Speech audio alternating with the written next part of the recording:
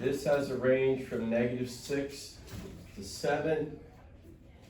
The absolute minimum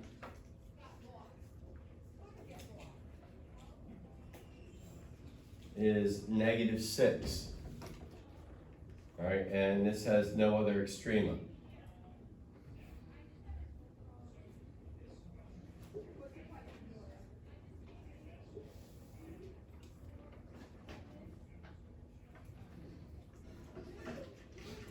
I'm going to look at a special case, really a trivial case right now.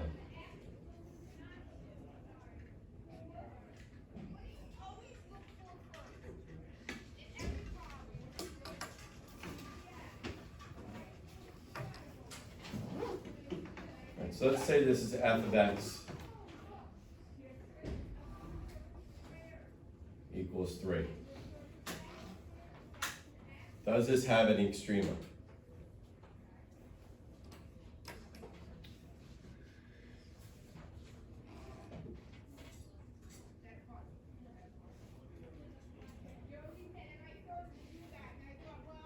Yes. Or what kind? I would say that the absolute minimum and the absolute maximum is 3. Yes. It's a trivial case because there's only one function value. So this is how we would write the range because it's a set with only one element. We wouldn't use interval notation. All right, those are braces. They're not curly anything. They're called braces. You get people to say, oh, that has no extrema. That would be like me giving a test in a class. There was one person gets a 95, and I'd say there's no high score, there's no low score, there's no average or anything like that. By default, that one score is the mean, it's the median, it's the mode, it's the minimum, it's the maximum, it's everything. Okay? So this has an absolute minimum of 3 and an absolute maximum of 3. Good.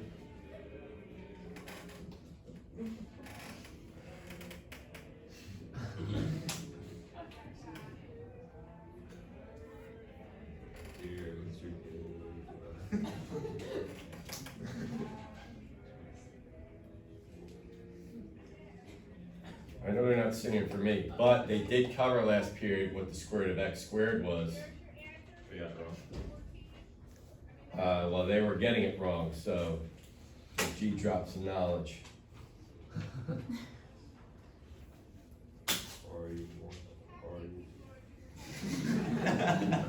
What's that, Henry?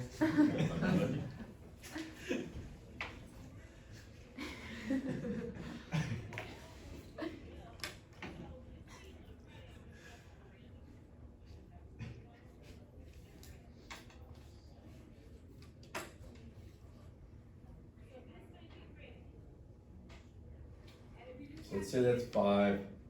This is 8. Right. A function can't have 2 absolute maximum. Right. That's not possible to have 2 highest values, because remember, the maximum value is the value of the dependent variable. It's not a point or an ordered pair. So the absolute maximum is 8, and it occurs at 2 different values. We would say 8 at x equals plus or minus 3.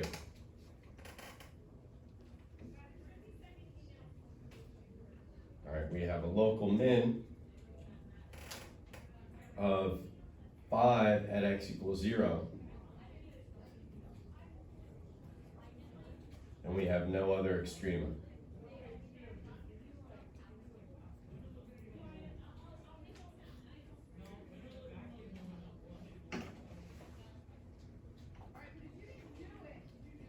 Right, so, Patrick. Do we have to state the x value even if there's only one absolute max? Yes, because you're gonna always need to state where they occur, and it's gonna be for something else that we do with this, called curve sketching. We'll get to over the next few days also, that you're gonna need to know, because we're not gonna be working from the graph most of the time. We're gonna be working from the function, so we can't find that y value until we find the x value. So it's not that we're gonna find the y value and write down the x values with it. We're gonna find the x values and then find the y value that goes with that. Mr. Koegel. The 8? Yes. Sure. All right. Bye. Hold on.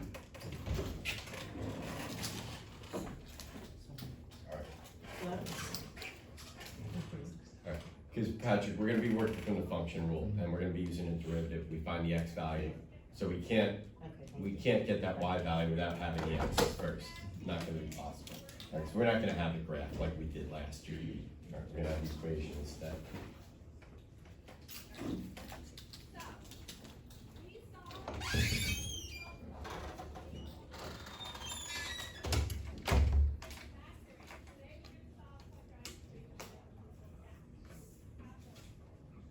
Let's say we have something that looks like this. Now, this is not really something that we would have looked at a whole lot in math analysis.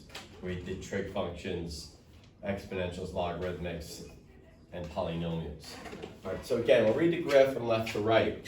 We have a continuous function on a closed interval.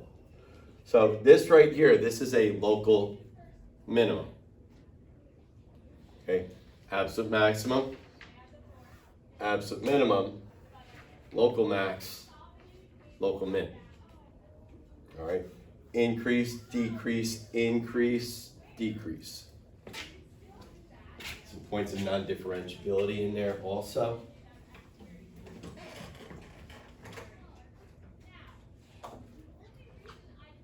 Extreme value theorem.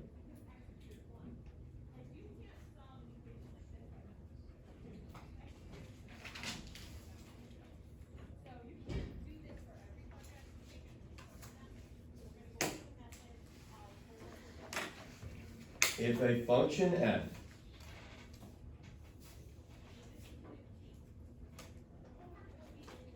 is continuous on a closed interval a to b,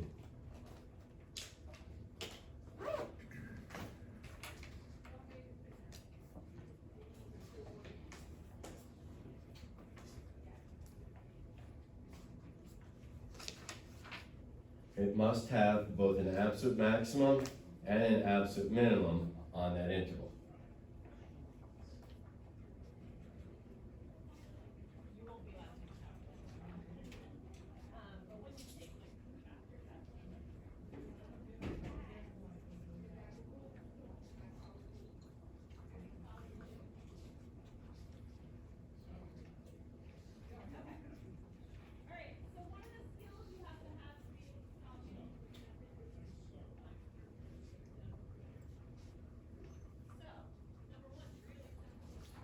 A common mistake amongst young learners is they want to pare things down to what they think is necessary.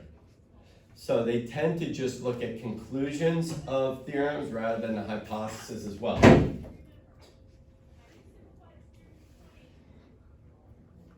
Theorems always have this form. If hypothesis or hypotheses, then conclusion. So conclusion is only guaranteed if the hypothesis or hypotheses have been met. By programmers, when you write your if-else statements, right, you have if and then you have a conditional statement that's either true or false. And if it's true, then whatever line or block of code follows will execute, otherwise it'll get skipped. But people just say, oh, well, you drew something before that didn't have an absolute minimum, didn't have an absolute maximum. All right, this says if a function f is continuous on a closed interval a to b. So I haven't drawn anything that violates that. They're like, oh, this picture right here. It's like, that's not continuous on closed a to closed b. So the extreme value theorem doesn't guarantee that. Now you could still have, if the hypothesis is not met, you could still have both an absolute maximum and an absolute minimum, but they're not guaranteed. Okay? But we always have to check hypotheses before applying conclusions. But there's always somebody who claims that this theorem is not true. So give me a for instance. You gotta understand that if somebody was going to disprove this theorem, it wouldn't have been somebody getting a D in calculus. Okay? And they say, well, what if you have this?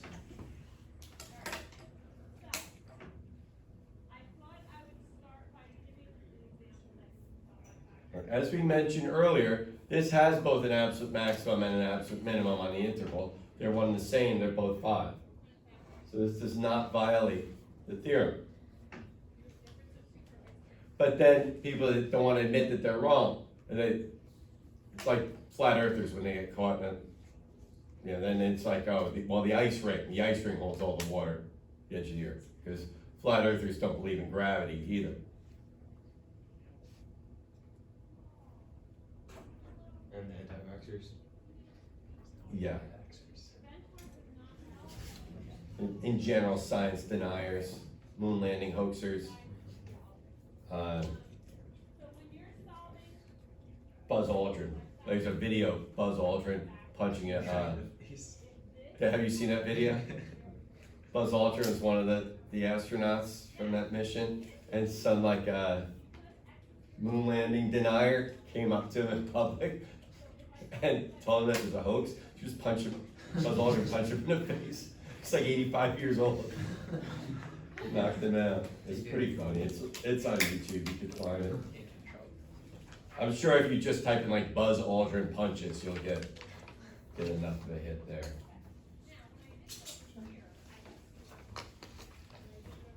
But they don't understand a lot of these, the astronauts, they're ex-military, especially Air Force with NASA.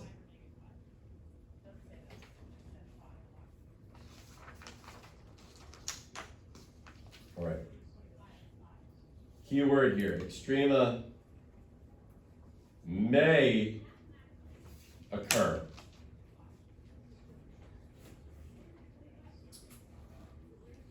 Where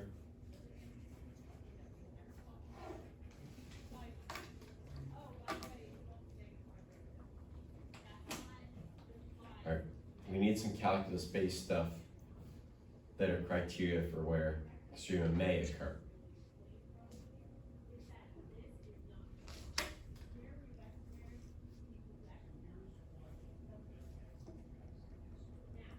Arena? All right, where the function is non-differentiable. Okay, so I'll put that as number 2. So what does that tell us about the derivative if the function is non-differentiable?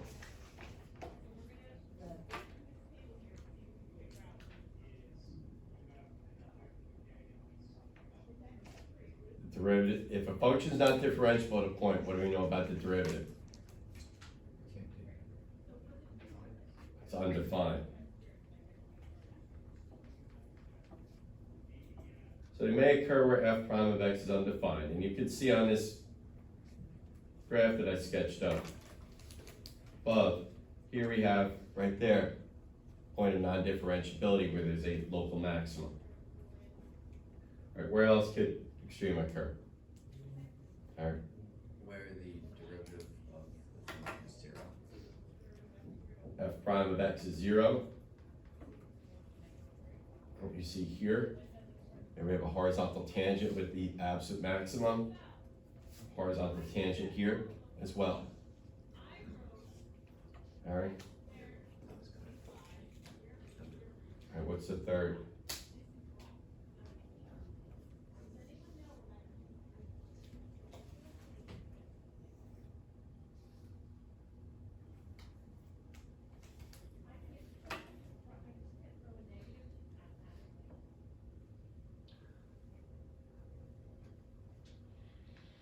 Would saying endpoints, that's redundant, right? Because it's at the endpoint, it's also undefined.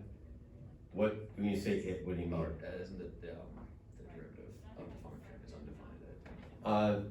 Or does not include it? Yes, it's not. It may not be in the same essence as number 2 because at the endpoints you can have a one-sided derivative still existing as well. We usually list that as a separate thing because a lot of times we have to find the endpoints separately because they won't necessarily produce, when you substitute them into the rule, an undefined value for the derivative. So I like to list them as a third thing. So included endpoints. So it is related to number 2, but I like to list it as a separate thing because it's something that we usually have to look at separately from finding where the rule for f prime is undefined. And we say included endpoints, we want to look at the domain of f of x, not the domain of f prime of x.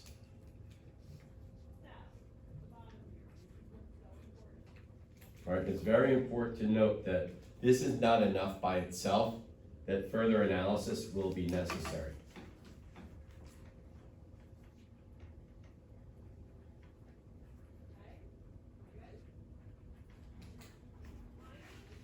So we're getting into applications of the derivative. All the skills that we developed, built, reinforced in chapters 3 and 4 all come into this. But now, instead of the rule for the derivative being the ending point of the problem, it's an intermediate point of the problem that we're going to have to do something with it. Okay? So all the things that we needed from chapters 3 and 4, they're all relevant here. We're going to look at a specific example now.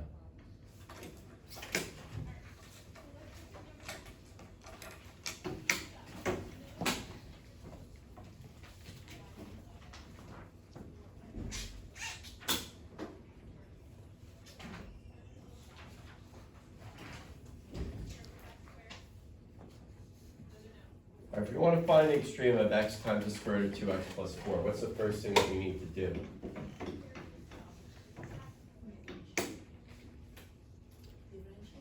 Before that, state the domain, okay? This has become a habit. We need to state the domain and we don't guess on it. The reason we need to state the domain is so that we could find any included endpoints of the domain. All right, what's the domain of this function? Karina? Correct. All right, what rule or rules do we need to use to differentiate here?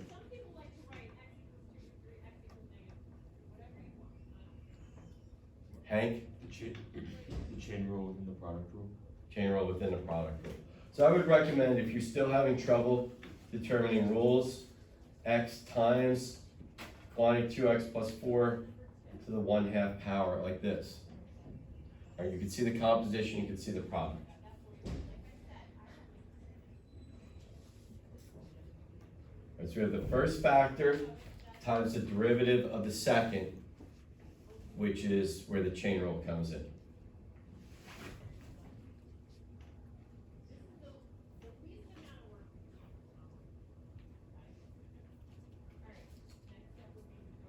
Plus the second factor times the derivative of the first.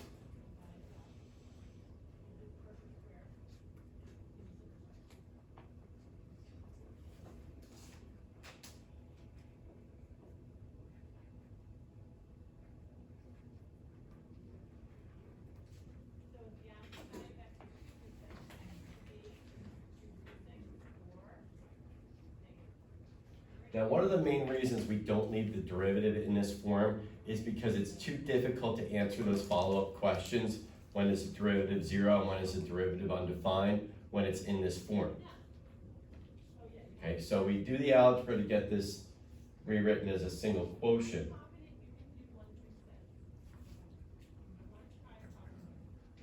And then we'll answer those questions.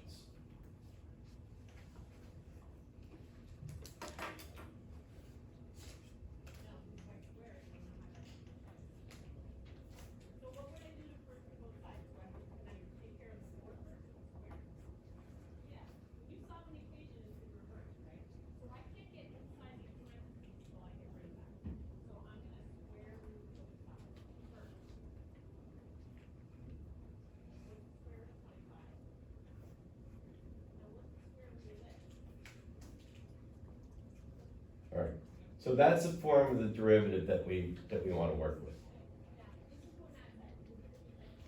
All right, now come those follow-up questions.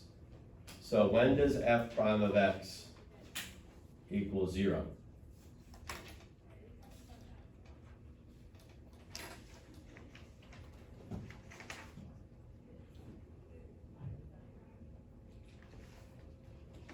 Patrick, When X is 4 over 3. Negative 4 over 3. make sure you check to see if these values are in your domain as well. Like negative 4/3 is in negative 2 to infinity. If prime of x is undefined when x equals negative 2, and that's also the domain endpoint. So when we find those x values that satisfy those three criteria that we wrote down, derivative is 0, derivative is undefined, they include endpoints, those are called our critical points or our critical values.